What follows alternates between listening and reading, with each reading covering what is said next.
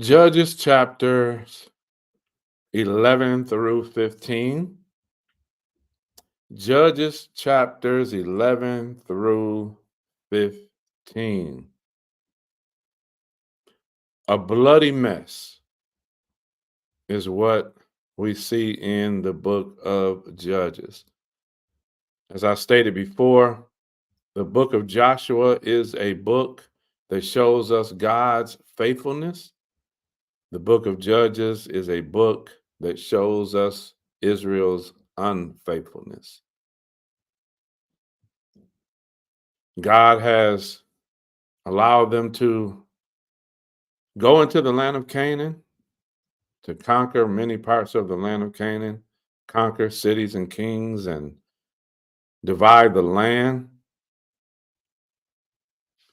But at the end of Deuteronomy, God prophesied that when they got into the land, they were going to break his covenant and go a whoring after other gods. And they are fulfilling that prophecy. And so we see God has to deliver them into the hands of the inhabitants because they didn't drive out all of the inhabitants as God instructed them to. God said, if you dwell among them, they're going to cause you to worship their gods. And sure enough, they began to worship Baal and Ashtaroth. But the cry of Israel caused God to raise up judges to deliver them. And we saw Othniel. We saw Deborah and Barak. We saw Gideon. And so now we are going to go into chapter 11 and read about the story of Jephthah, who is the son of a harlot.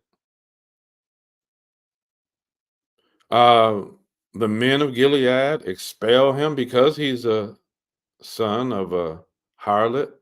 Yet they have to come back to him to get help to fight against Ammon. You know, the Gileadites are from the tribe of Manasseh, and Ammon is warring against them.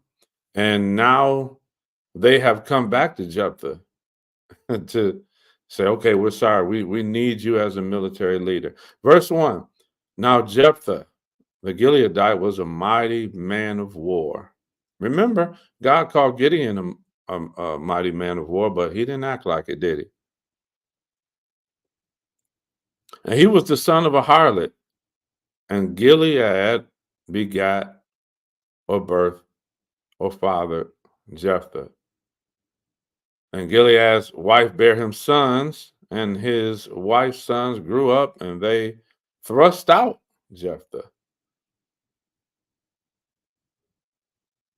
and said unto him, thou shalt not inherit in our father's house, for thou art the son of a strange woman. Then Jephthah fled from his brethren and dwelt in the land of Tob, and there were gathered vain men to Jephthah and went out with him. Vain men. And it came to pass in the process of time that the children of Ammon made war against Israel. And it was so that when the children of Ammon made war against Israel, the elders of Gilead went out to fetch Jephthah out of the land of Tob. And they said unto Jephthah, come, be our captain or be our leader, that we may fight with the children of Ammon. And Jephthah said unto the elders of Gilead, did not ye hate me and expel me out of my father's house? And why are ye come unto me now when ye are in distress? And the elders of Gilead said unto Jephthah, therefore we turn again to thee now, that thou mayest go with us and fight against the children of Ammon, and be our head over all the inhabitants of Gilead. And so you can see that the children of Israel are placed in different places by lot inside of Canaan. And so we see that different tribes in different areas seek for a leader. And Jephthah said unto the elders of Gilead, if ye bring me home again to fight against the children of Ammon, and the Lord deliver them before me, shall I be your head? So he wants to make sure that he doesn't go to war and deliver them, and then they turn around and expel him out again.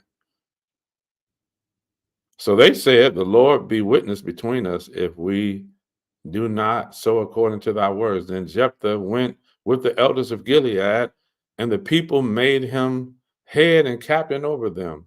And Jephthah uttered all the words before the Lord in Mizpah.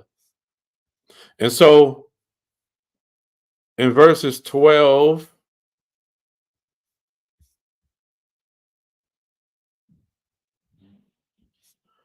all the way down to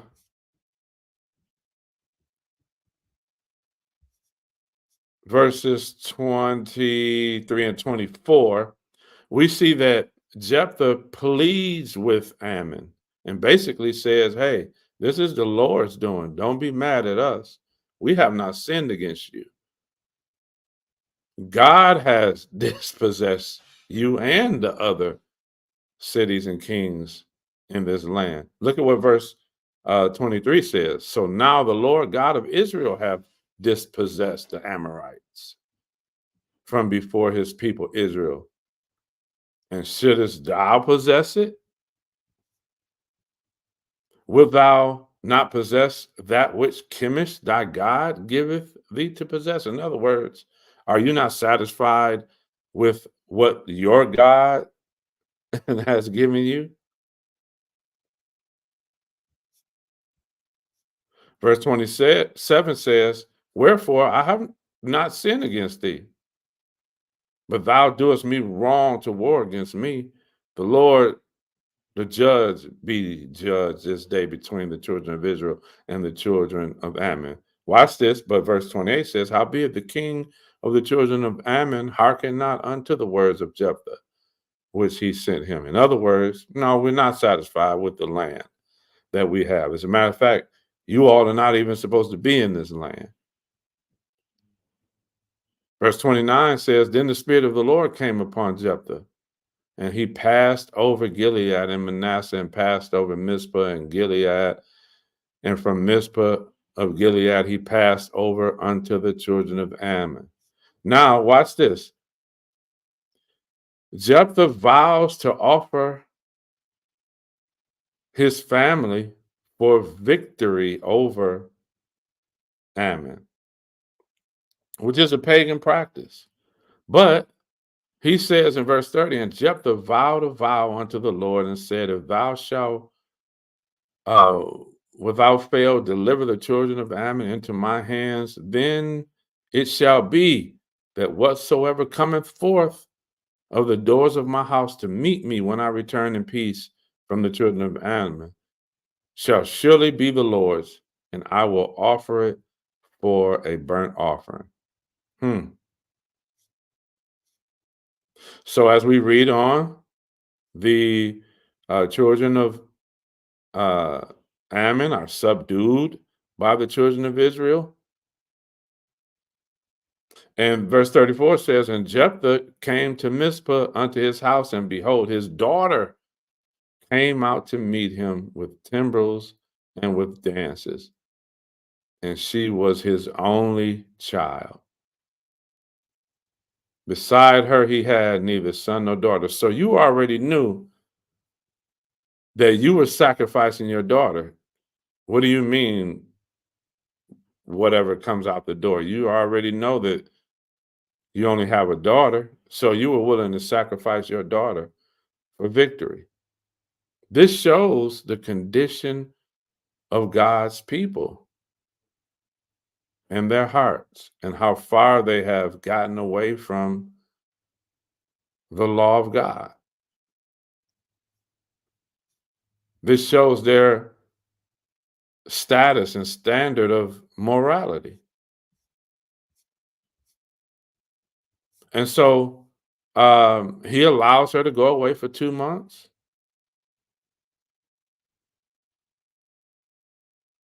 So she can bewail her virginity. A woman who's never been married, never had a family, is now has to face being sacrificed because of her father's vow.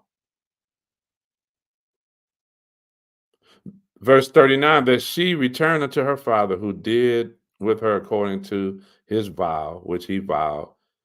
And she knew no man, didn't even have a chance to be married and have a family. Her father sold her out.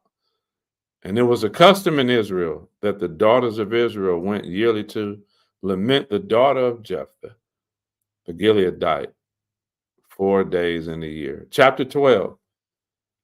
Again, Ephraim comes and argues with a leader who has went to battle and asked him, why didn't you come and get us? But then Jephthah tells them in verse 2, when I called you, you didn't come. Verse 3, when I saw that ye delivered me not, I put my life in my own hands and I went to battle. And so from verse 4 on, we see that Gilead, under the leadership of Jephthah, fights against Ephraim. So now this is a civil war, basically.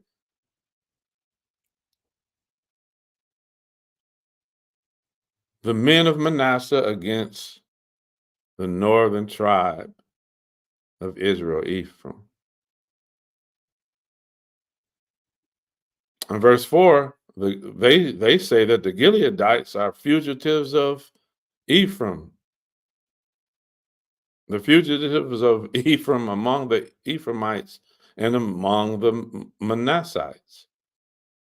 You're fugitives. You've gone out on your own. You've claimed leadership over the Gileadites. Well, first of all, he didn't have the authority to call Ephraim to war. God allowed him to fight against Ammon for the Gileadites. He didn't have the authority to call Ephraim into battle. And so they fight against one another, and the Gileadites prevail over Ephraim. And verse 7 says, Jephthah judged Israel 6 years, then he died. And then the book lists other judges that were called. Ibzan in verse 8, Elah in verse 11, Abdon in verse 13. And in chapter 13, it says that they did evil again in the sight of the Lord. And so now he delivers them into the hands of the Philistines.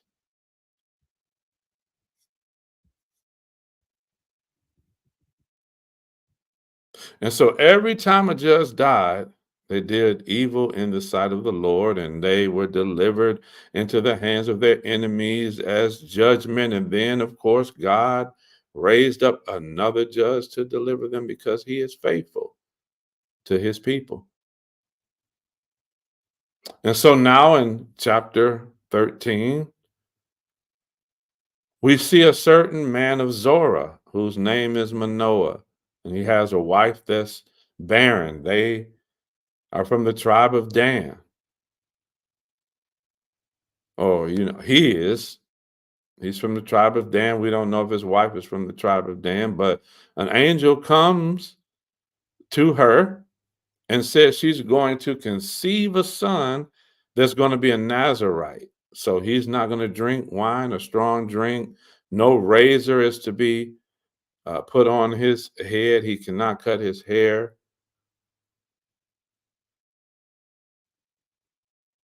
He shall be a Nazarite from the womb. He will be totally dedicated to the Lord. He doesn't have a choice. God has called him to deliver Israel out of the hands of the Philistines. And so she has an encounter with an angel, and she goes to Manoah and says, I've seen a man of God. And he says that I'm going to have a child that I have to dedicate to the Lord. And then in verse 8, Manoah entreats the Lord and says, let that man of God come back again and teach us what we shall do unto the child that shall be born. How many times have we asked the Lord, what do you want me to do with this child? Teach me what to do with this child that you are calling. And so the angel came back and shared again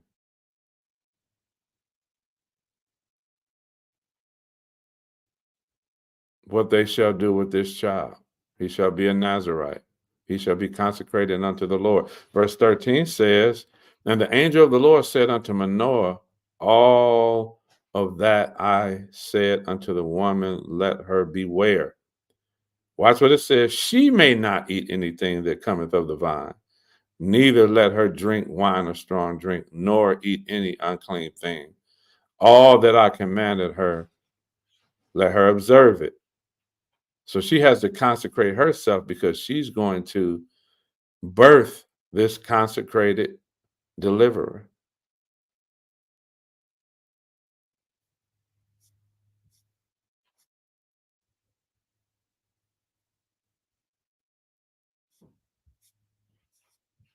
And so verse 21 says, but the angel of the Lord did no more appear to Manoah and to his wife. Then Manoah knew that he was an angel of the Lord.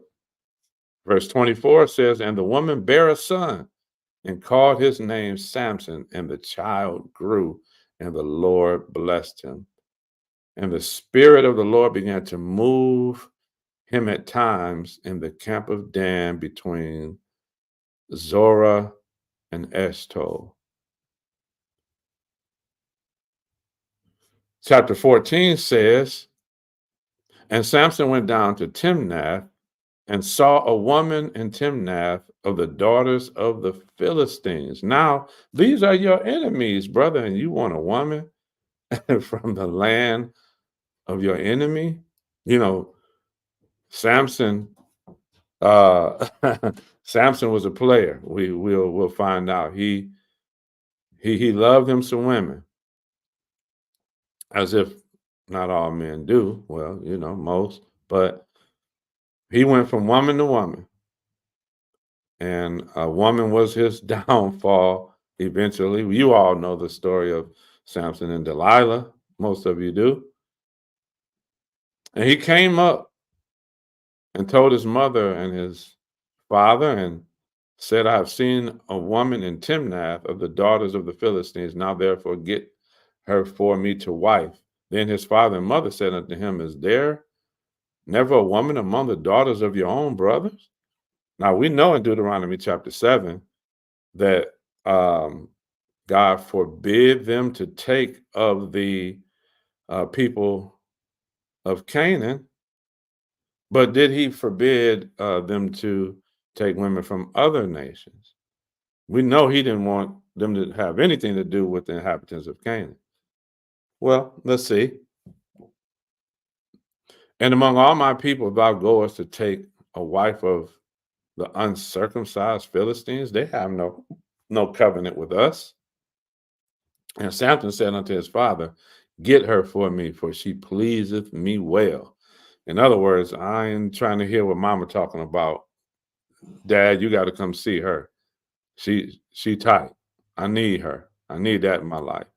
But his father and his mother knew not that it was the Lord, that he sought an occasion against the Philistines. So the Lord was behind this all the time. For at that time, the Philistines had dominion over Israel. Now, on Samson's way, he killed a lion with his bare hands. But he didn't tell his mother and his father because it probably startled him that he was even able to do it. Verse 7 says, he went down and talked with the woman, and she pleased Samson well.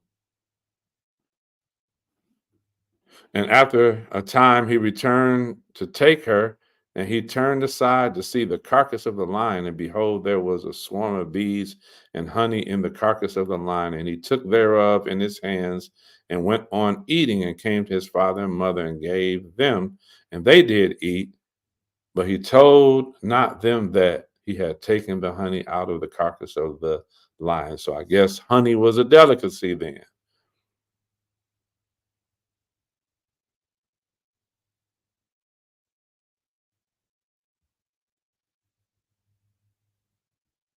So now the father went down unto the woman, and Samson made there a feast, for so used the young men to do. That's verse 10. And in verse 11, it came to pass when they saw him that they brought 30 companions to be with him. And Samson said unto them, I will now put forth a riddle unto you. If you can certainly declare it me within the 7 days of the feast, and find it out, then I will give you 30 seats and 30 changes of garments. But if you cannot declare it me, then shall you give me 30 sheets and 30 change of garments. And they said unto him, put forth thy riddle that we may hear it. And so Samson was a hustler and a gigolo. Samson was something else. And so his wife ends up enticing him, and he tells her the riddle, and she goes back and tells the men of the city the riddle. So who is she loyal to? Obviously, she's loyal to her people, even though she's married to Samson. So then now he owes these men these 30 sheets and this silver. So verse 19 says, and the Spirit of the Lord came upon him, and he went down to Ashkelon and slew 30 men of them, and took their spoil, and gave change of garments unto them, which expounded the riddle. And his anger was kindled, and he went up to his father's house. So now you done had to go and rob somebody else to pay off your debt.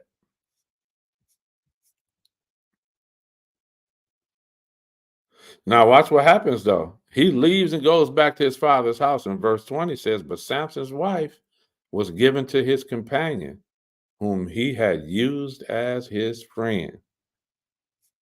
So the father said, okay, you go on back, because you own something else, and I'm gonna give my daughter to somebody else.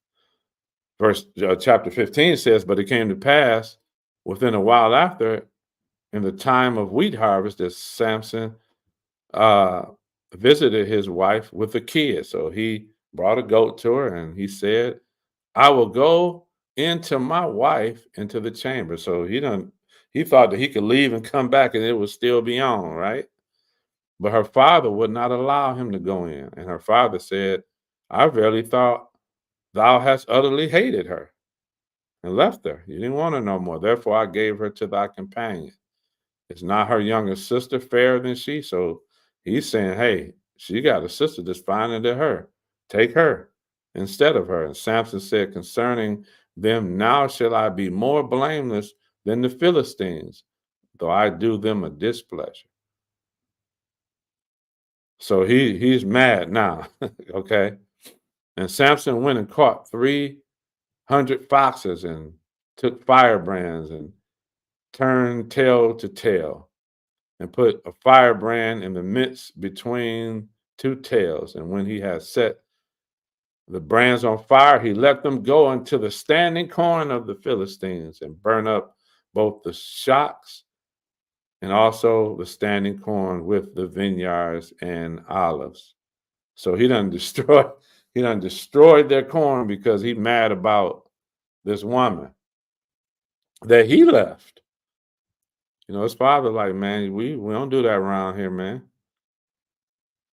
Then the Philistines said, who hath done this? And they answered, Samson, the son-in-law of the Timnite, because he had taken his wife and given her to his companion. And the Philistines came up and burnt her and her father with fire. So in other words, our corn got burnt down because of y'all and y'all dealings with this man. So as our corn got burnt down, we're going to burn you down. Y'all see how treacherous this book is? Did I say that?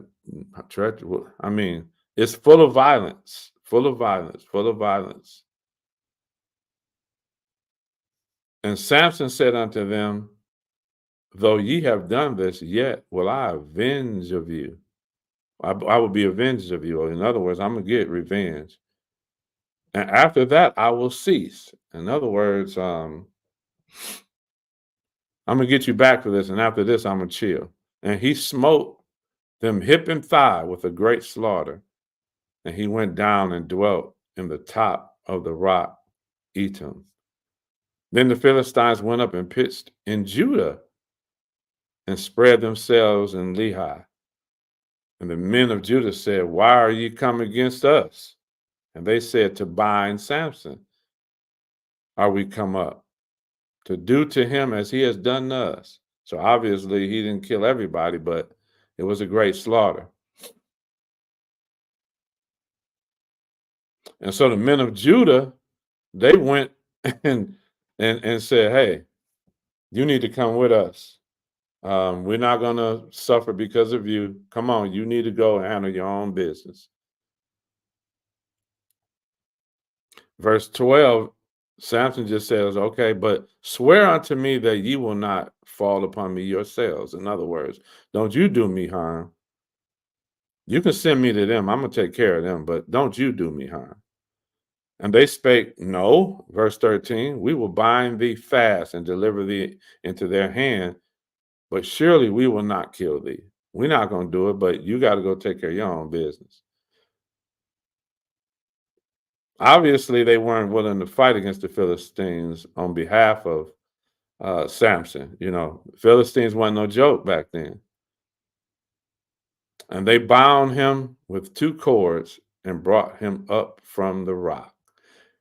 And when he came to Lehi, the Philistines shouted against him, and the Spirit of the Lord came mightily upon him, and the cords that were upon his arm became as flax that was burnt with fire, and his brands loose from off his hands.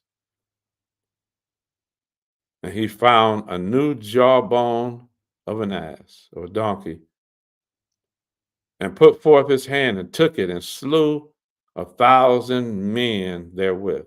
And Samson said, with the jawbone of an ass, heaps upon heaps, with the jaw of an ass have I slain 1,000 men.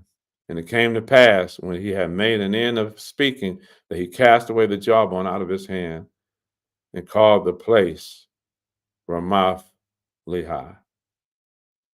And he was sore athirst and called on the Lord and said, thou hast given this great deliverance into the hand of thy servant, and now shall I die for thirst and fall into the hands of the circumcised? So he was thirsty. But God clave an hollow place that was in the jaw, and there came water thereout. And when he had drunk, his spirit came again, and he revived. Wherefore he called the name thereof En Hakor, fountain of the crier, which is in Lehi unto this day. And he judged Israel in the days of the Philistines 20 years.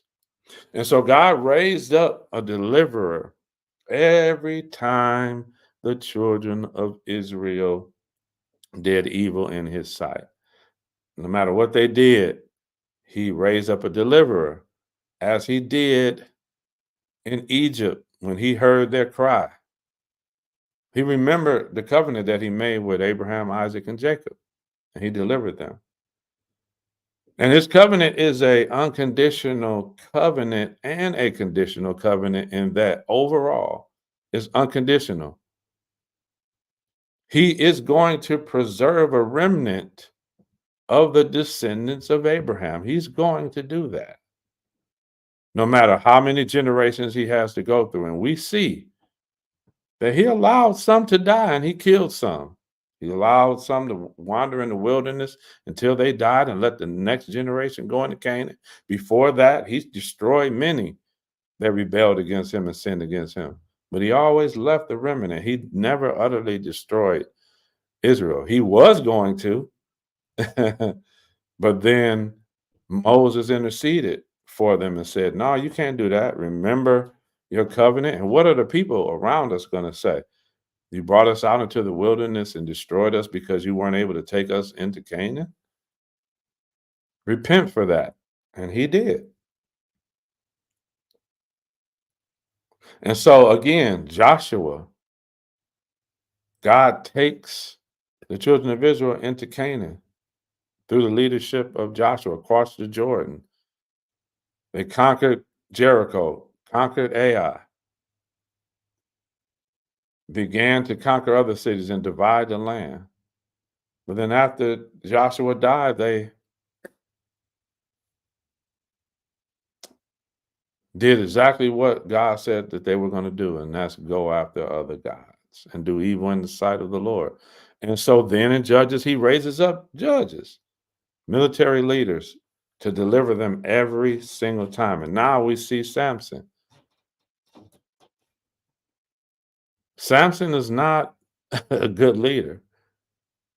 But we're going to see in the story of Samson that sometimes God has to work with what he has.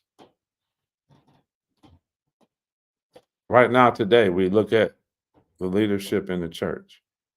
There's so many scandals and scams and sin, but God is still working with what he has. We look at our nation. Our leaders don't look very promising. There was a time when you looked at the men running for office, even the women, and they looked strong. And at least presented on the outside to us that they have morals. But now today, we have to work with what we have to work with in the world and in the church.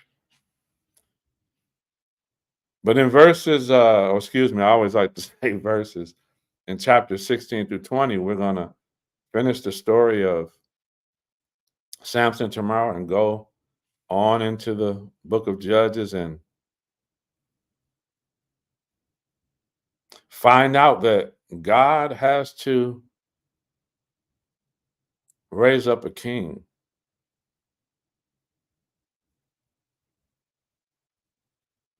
that would set the pace for the King of Kings and the Lord of Lords, Christ.